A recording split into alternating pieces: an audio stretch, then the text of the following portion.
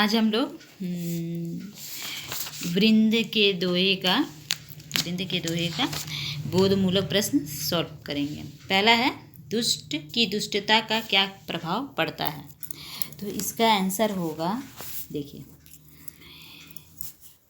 दुष्ट की दुष्टता का प्रभाव यह है कि नीच और गिरे हुए इंसान को जितना भी बड़ा स्थान दिया जाए तब भी वह अपनी गिरी हुई हरकतों को नहीं भूलता और बार बार वैसी ही नीच और गिरी हुई हरकत करता है। ठीक है। अब दूसरा क्वेश्चन है, बिन अवसर की बात कैसी लगती है। तो बिन अवसर की बात कैसी लगती है, इसका आंसर है, बिन अवसर की बात कैसी लगती है। तो बिन अवसर की बात फीकी लगती है और हम अगर बिना अवसर की बात करते हैं तो लोग हम पर हंसते हैं और हमारा मजाक उड़ाते हैं। कभी कभी गलती से हम किसी के दुख का कारण भी बन सकते हैं। ठीक है। अब इसके बाद क्वेश्चन है, निर्देशानुसार उत्तर दीजिए, जिसमें दोहा है, जाही ते कहू पाइए। ये फिल इन द ब्लैंक से इसको हम लोग पूरा कर लेते हैं। ये है दूसरा नंबर दोहा, चाही ते कछु पाइए करिए ताकियास, रीति सरवर पर गए कैसे बुझत पियास। अब इसमें जो जो क्वेश्चन का आंसर मांगा गया वो देंगे। पाठ और कवि का नाम पूछा गया है। तो जैसे कि पाठ का नाम है वृंद के दोहे। ठीक है, वृंद के दोहे पाठ का नाम है और कवि का नाम है वृंद। उपर्युक्त अंश की व्याख्या कीजिए, दूसरा क्वेश्चन है। तो उपर्युक्त अंश की व्याख्या यह है कि वृंद जी ने इस अंश में ये कहा है कि जिससे कुछ पाने की आशा है उसके पास ही जाना चाहिए। जिससे हमें कुछ पाने की आशा हो, जिससे हमें कुछ पाने की आशा हो उसके पास ही जाना चाहिए।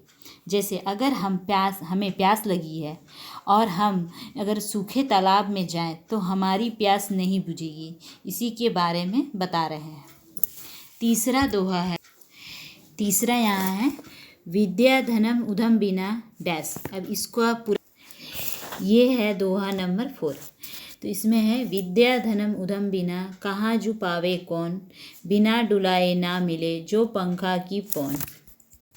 इसमें क्वेश्चन पूछा गया है कि विद्या रूपी धन की प्राप्ति कैसे हो सकती है। इसका आंसर होगा, विद्या रूपी धन की प्राप्ति मन लगाकर पढ़ने और मेहनत करने से हो सकती है। दूसरा क्वेश्चन है, उपयुक्त पंक्ति का भाव स्पष्ट कीजिए।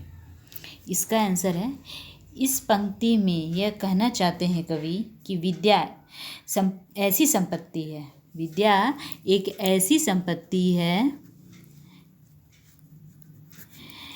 जिसे हम प्राप्त करने के लिए मेहनत करनी पड़ती है। इस पंक्ति में कवि कहना चाहते हैं कि विद्या एक ऐसी संपत्ति है जिसे हमें प्राप्त करने के लिए मेहनत करनी पड़ती है, क्योंकि दुनिया में कोई भी चीज़ ऐसी नहीं होती जिसे हम बिना मेहनत के पा सकें।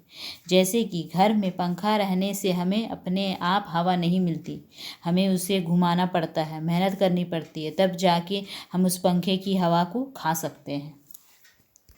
इसके बाद का है, कभू प्रीति न जोरिए खालिस्तान गाठ परती गुण माही। अब हम देखते हैं कि इसका दोहा का जो फिल इन द ब्लैंक्स में दोहा, कभू प्रीति न जोरिए जोरी तोरिए नाही, जो तोरे जोरे बहुरी गाठ परती गुण माही। में जो अब पूछा गया है वो जवाब देंगे। पूछा गया है कि, देखिए, पूछा गया, कवि यहाँ क्या नहीं करने को कहते हैं। इसका जवाब है, कवि यहाँ बिना सोचे समझे प्यार करने को नहीं कहते हैं। इस दोहे से कवि क्या संदेश देना चाहते हैं, दूसरा क्वेश्चन है, इस दोहे से, इसका आंसर होगा, इस दोहे से कवि ये संदेश देना चाहते हैं कि हमें कभी भी बिन सोचे समझे प्रेम का, दोस्ती का कोई भी रिश्ता नहीं जोड़ना चाहिए। अगर हम इन रिश्तों को जोड़ते हैं और फिर तोड़ देते हैं तो एक दूसरे को दुख पहुंचता है, और अगर हम उस रिश्ते को फिर से जोड़ते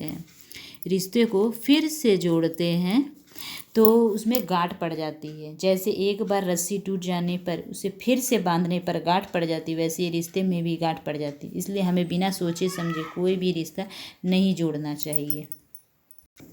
इसके बाद हम भावबोध करेंगे, जिसमें पहला है कि शब्द को शुद्ध रूप में लिखिए। श्रृंगार, तो इसका श्रृंगार का शुद्ध रूप है, देखिए, ये आपको लिखा हुआ मिल जाएगा, सारा का सारा है।